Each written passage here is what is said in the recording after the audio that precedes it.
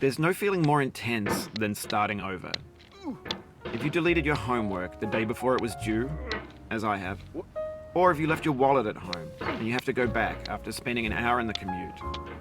If you won some money at the casino and then put all your winnings on red but it came up black. If you got your best shirt dry cleaned before a wedding and then immediately dropped food on it. If you won an argument with a friend and then later discovered that they just returned to their original view. Starting over is harder than starting up.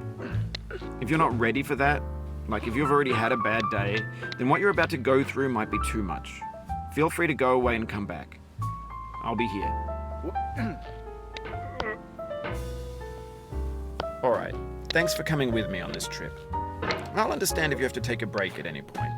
Just find a safe place to stop and quit the game. Don't worry, I'll save your progress, always, even your mistakes. This game is a homage to a free game that came out in 2002, titled Sexy Hiking. The author of that game was Jazuo, a mysterious Czech designer who was known at the time as the father of B games. And B games are rough assemblages of found objects. Designers slap them together very quickly and freely, and they're often too rough and unfriendly to gain much of a following. They're built more for the joy of building them than as polished products. In a certain way, Sexy Hiking is the perfect embodiment of a B game. It's built almost entirely out of found and recycled parts, and it's one of the most unusual and unfriendly games of its time. In it, your task is simply to drag yourself up a mountain with a hammer. And that act of climbing, in the digital world or in real life, has certain essential properties that give the game its flavor.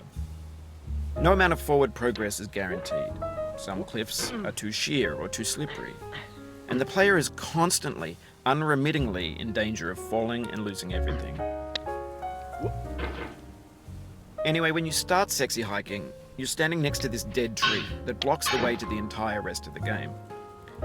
It might take you an hour to get over that tree, and a lot of people never got past it. You prod and you poke at it, exploring the limits of your reach and your strength, trying to find a way up and over. And there's a sense of truth in that lack of compromise. Most obstacles in video game worlds are fake.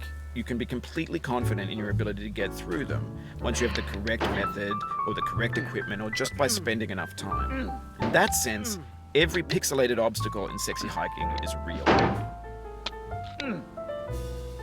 The obstacles in Sexy Hiking are unyielding,